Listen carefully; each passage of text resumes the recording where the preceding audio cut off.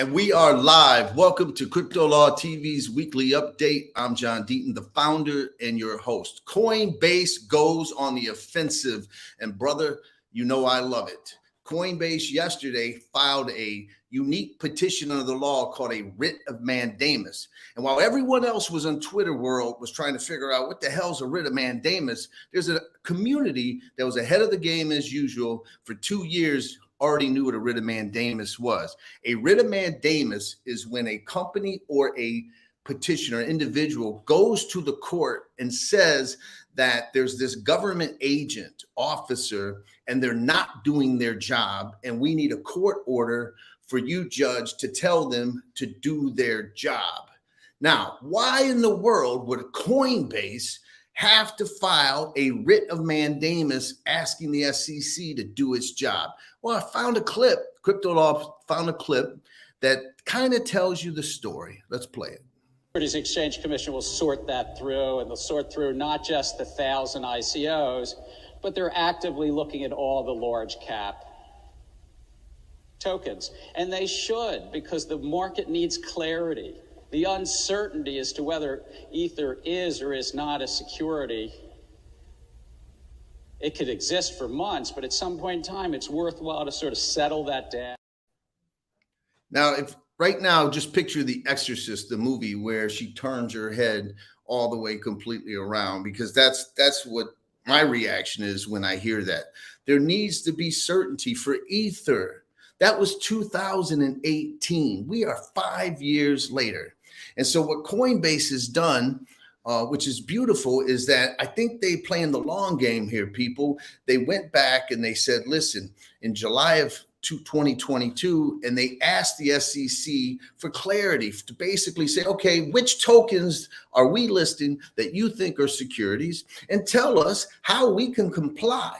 Because 2 years ago, you, the SEC, gave us a permission to go public with an IPO, and you didn't require us to register as an exchange that sells securities. So, okay, we want to comply. Tell us. And the law requires them, they're supposed to give a response, even if it's a no. But the SEC refuses to do that. And the law, basically, under the Administrative Procedure Act, says that this government has to basically respond within a reasonable time. Well, a reasonable time has passed and they go in. Now, will it be successful? We don't know. I said that XRP holders already knew what a writ of mandamus was, because Coinbase's writ of mandamus is not the first one in crypto. XRP holders, 9 days after the Ripple lawsuit was filed by the SEC on January 1st, 2021, filed a writ of mandamus asking a judge to make the SEC do their job and amend the complaint to only comply with the law. Basically, the theory was, look, go after Ripple all you want. And if you could prove the case, God bless you, prove it. They violated the law, violate. But you can't say that secondary market sales of people who have no connection to Ripple, who have never heard of Ripple, that what we're doing involves an unregistered security. And you can't cite a case in 80 years of jurisprudence. You can't come up with one that says secondary market sales of an investment contract are also securities. Now, we know what happened in that case. I withdrew it because they said that Judge Torres was the only judge that could comment now that the case was filed. We went there and we became amicus, and you know thereafter what happened. And I think Coinbase has a great shot here. But you got to remember, Coinbase is playing, there's two courts. There's the court of public opinion and there's the court. And so whether or not they win technically in the court, what they're doing is they're changing the narrative, right? Where they're introducing the true and accurate narrative. The Gensler narrative is, oh, it's so clear. Despite what he said 5 years ago, it's been crystal clear. Come on in, fill out this form and comply with us. And that's the bullshit narrative. And Coinbase, by doing this, is interjecting a more accurate narrative, saying, look, we're pleading with you. We've been pleading with you, just like Ripple and all the other companies. And that's going to pay dividends, in my opinion, because the courts are where we're going to win. All right. We just saw that hearing with Gary Gensler. And we know that the Democrats like Elizabeth Warren, not all Democrats, but the ones in leadership like Elizabeth Warren, who has Gensler's ear, and others on the banking committee like Sherrod Brown, Brad Sherman, and all of them, Maxine Waters, they are anti-crypto. And so we're not going to get legislation. So we've got to go into court, and Coinbase, whether you love them or not, you have to celebrate this move on their part. That's what's going on in America. In the meantime, last week, the rest of the world is proceeding without America. And what we have is the European Union passed the Markets in Crypto Assets Law, known as MiCA. What is MiCA? It's a regulatory framework which provides licensing for crypto companies who stay in compliance with government and consumer protection standards. In other words, it's crypto regulation that they're trying to provide clarity. And I'm going to read a direct quote from the Bloomberg article. Quote, MiCA will require any company offering crypto-related services in the European Union to gain registration in one of the bloc's member states, which then allows them to operate across the entire European bloc, end quote. That is the first major legislation from a regulatory body on crypto, and it's having impact. What does it really mean? It means that they're moving while the United States is left behind.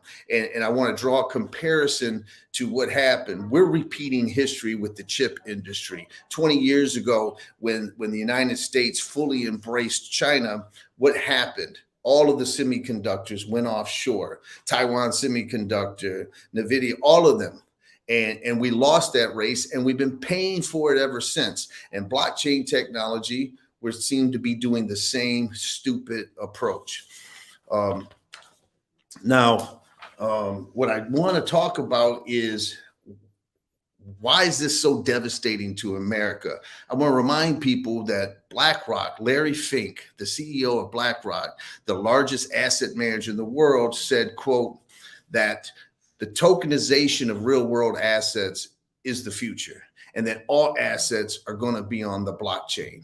Okay, so that's what's happening. We know that their venture capitalists are moving offshore.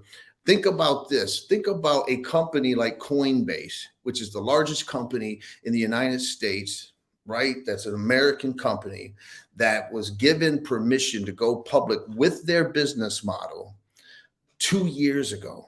And 2 years later, that same company's CEO said, all things are on the table. All issues are on the table. What he's talking about is the possibility that Coinbase would leave the United States. Okay, that is just unbelievably, remarkably the saddest, most tragic thing that I could think of that's happening in our country.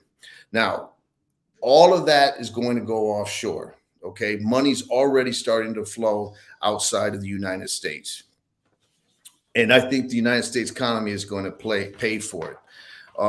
What's the future hold? Basically, Congress, by not enacting, has surrendered the lead to crypto to the rest of the world. And when we look at the past, we've had rewarded disruptors. We're supposed to be a free market capitalist society that would reward and facilitate disruption. Yesterday's disruptors, we've got the Amazons and the Apples and the eBays, and America flourished because we didn't take the approach that we're taking now. And that's the approach that we're normally taking. And what are we doing now with today's disruptors as it relates to crypto? We've got Library, we've got Ripple, we've got Circle, we've got Kraken, obviously Coinbase, Ethereum, Bitcoin, whatever you want to say. That's today's disruptors that are supposed to be disrupting these banks.